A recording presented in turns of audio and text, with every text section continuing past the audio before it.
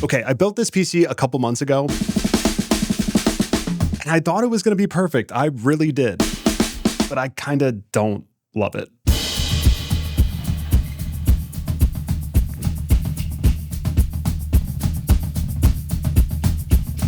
This is the Thor Zone Nanook S, an 11-liter mini ITX case with a really clean design. It's got this one solid aluminum shell, fits larger GPUs. All of that is great. The issue with this shell design is whenever I want to replace something in the computer, I have to do this.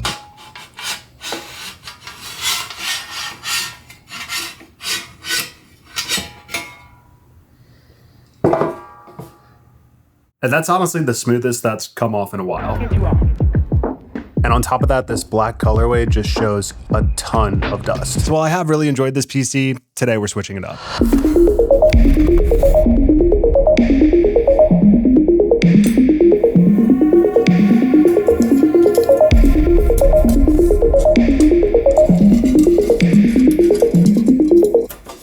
This right here is the formed T1. Just under 10 liters, it's a super compact mini ITX case, and to a lot of people, kind of considered the GOAT of mini PC cases in general. I finally got my hands on one. This is the V2.5 in silver, and right off the bat, you can just tell that the build quality of this thing is phenomenal. You have these beautiful CNC panels, everything fits together perfectly. It was honestly just a lot of fun to build this case. And somehow, despite being about a liter smaller, it can actually fit everything that we had in the Thor Zone build into this case. But where's the fun in that? So we are going to switch a few things up from this build to this one, starting with the motherboard. And for that, this time around, we're going with the Asus ROG Strix B850i. Safe to say, this thing is stacked. You get massive heat sinks for better thermal performance, dual PCIe 5.0 M.2 slots, Wi-Fi 7, and a super loaded rear I/O with high-speed USB-C, which will be perfect for transferring footage and things like that in my day-to-day workflow. And on top of that, it supports Ryzen 9000 series CPUs right out of the box, which is perfect because we are upgrading from the 7800X3D to the 9800X3D. 8 cores, 16 threads, massive L3 cache, and just one of the best CPUs on the market right now, not only just for gaming, but for day-to-day tasks in general, so I'm expecting a nice little bump in performance here. For storage, I'm using the Corsair MP700 Pro along with the Corsair MP600 Pro from my previous build. Ridiculously fast Gen 5 speeds. Honestly, it's a bit overkill, but for my workflow, it should be useful, and Corsair drives in general have just been super reliable for me, so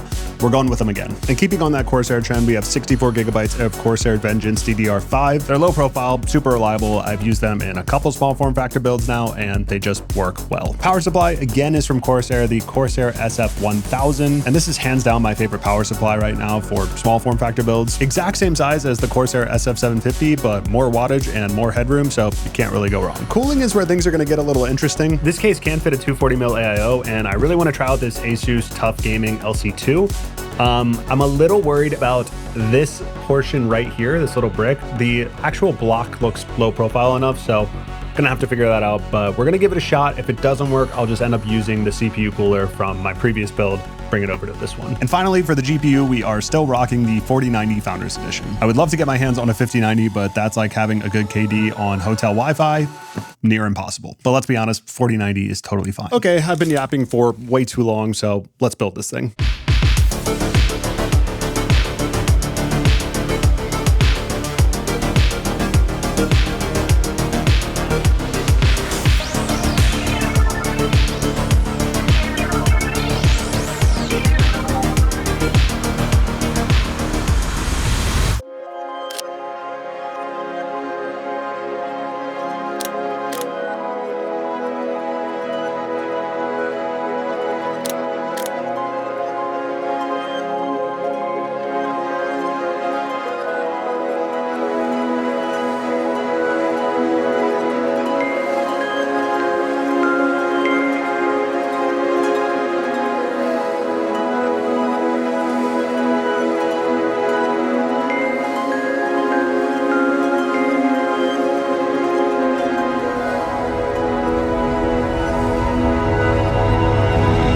Okay, slight unfortunate problem. This fan is actually not working. It used to work. I'm not really sure what happened there. I don't have another black fan, but I do have one other Noctua brown slim fan.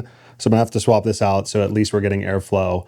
I'll go back and order another fan and fix this later. But yeah, need to fix that before we obviously bring this thing home.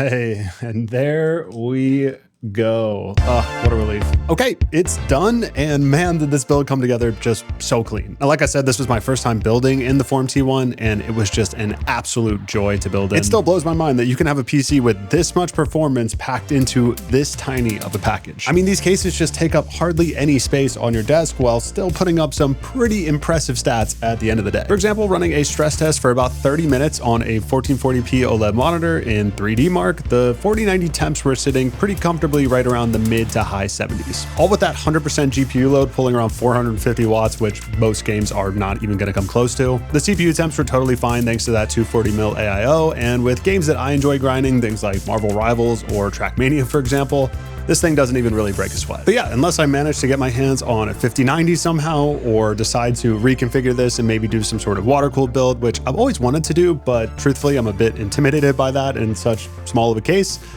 This is going to be the build that I'm rocking for 2025, and I gotta say, I'm pretty happy with it.